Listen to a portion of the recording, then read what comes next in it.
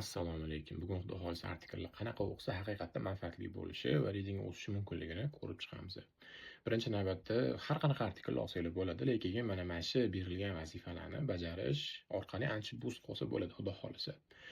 Birinchi navbatda artikelni biz 3 yoki 4 marta o'qiymiz. Bitta artikelni qanaqa o'qiymiz? Birinchi o'qiyotganlarda biz fokus berishimiz kerak readingga. Buni qilish orqali biz imtihon paytlarida diqqatimizni bir joyga jamlashga, shu skillni rivojlantirishga yordam beradi.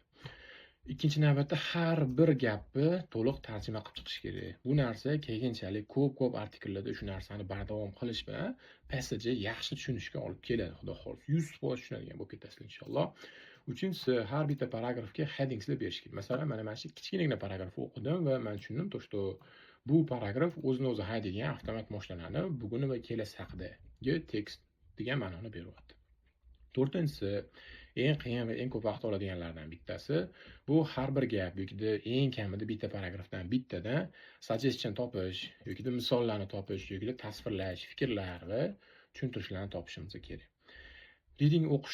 Readingda artikellarni o'rni juda ham katta. Bu narsalarni o'qib, tarjima qilib, aytilgan narsalarni qilish bilan haqiqatda zo'r o'stirsanglar bo'ladi reading qisqa muddatda.